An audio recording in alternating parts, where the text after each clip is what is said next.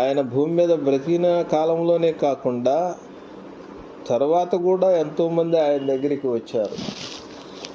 వచ్చినప్పుడు ఆయన దగ్గరికి ఎన్నో సమస్యలతోటి వస్తూ ఉండేవారు. వచ్చినప్పుడు ప్రతి సమస్య కూడా ఆయన దగ్గర పరిష్కరించబడుతూ ఉండేది. ఆయన బ్రతికిన కాలంలో ఏ విధంగా ఆయన దగ్గర సమస్యలు పరిష్కరించబడ్డాయో, ఆయన ఈ భూమి మీద నుండి తిరిగి తండ్రి కుడిపార్శ్వమునకు హెచ్చించబడ్డ తర్వాత కూడా అదే పరిస్థితి కొనసాగుతూ ఉంది.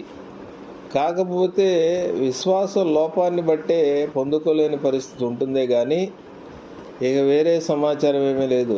హెబ్రీయులకు రాసిన పత్రికలో ఆయన నిన్న నేడు నిరంతరము ఏకరీతిగానే ఉన్నాడని దేవుని గ్రంథం స్పష్టంగా తెలియజేసిందనమాట. నిన్న నేడు నిరంతరము ఏకరీతిగా ఉన్నాడంటే ఆయన దగ్గరికి అనారోగ్యంతో వచ్చిన వారికి ఆరోగ్యాన్ని ఇచ్చాడు. కుష్ఠరోగి వస్తే చక్కగా చిన్నపిల్లలు, అప్పుడే పుట్టిన చిన్నపిల్లల చర్మంలాగా వారి చర్మాన్ని మార్చి కుష్ఠరోగాన్ని నయం చేశాడు. పక్షవాయువు రోగి వస్తే పక్షవాయువు రోగాన్ని నయం చేశాడు ఆయన. అంతేకాకుండా దురాత్మల చేత పీడింపబడుతున్న వారు వస్తే దురాత్మల నుండి వారికి విడుదల కలిగించి మరి వారు చక్కగా ఆరోగ్యంతో ఉండేటట్లుగా, పుట్టు గుడ్డి వాళ్ళు వస్తే చూపునిచ్చాడు. మోగవారు చెవిటివారు వస్తే చక్కగా వారు వినగలిగేటట్లుగా, చక్కగా వారు మాట్లాడగలిగేటట్లుగా ఆయన వారికి కృపనిచ్చాడు. అంతేకాకుండా మరణించిన వారిని సైతం కూడా ఆయన బ్రతికించాడు అన్నమాట. తుఫానుని గాలిని గద్దించాడు.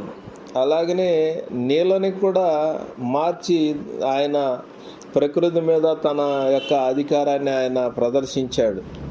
ఇలాగ ఆయన బ్రతికిన కాలంలో మరి ఆయన ఎన్నో అద్భుతాలు, 5 రొట్టెలు 2 చేపలు 5,000 మందికి పంచాడు. ఆహార విషయానికి వచ్చినప్పుడు వారి మీద కనికరపడి ఇలాగా ఎన్నో అద్భుత కార్యాలు, సూచక్రియలు ఎన్నో ఆయన జీవించిన కాలంలో ఆయన జరిగించాడు. ఎంతో సామర్థ్యం కలిగిన వాడు ఆయన. అయితే ఆ సామర్థ్యాన్ని ఎప్పుడు కూడా ఆయన ప్రదర్శించుకున్నట్లుగా మనం చూడలేము. ప్రదర్శించుకున్న దాఖలాలు ఎక్కడా కూడా కనిపించవు. నేను మహనీయుణ్ణి అని ఆయన ప్రదర్శించుకున్నట్లు ఎక్కడా కనిపించదు అనమాట. నేను అధికుణ్ణి అని ప్రదర్శించుకున్నట్లు ఎక్కడా కూడా కనిపించదు అనమాట. ఎక్కడ చూసినా మనం కనిపించదు. ఆయన సామాన్యుడిలాగా ఉండేవాడు అనమాట. ఎంతున్నా సామాన్యుడిలాగానే, ఎంత సమర్థుడైనా సామాన్యుడిలాగా ఉంది. ఇది అడుగుజాడంటే.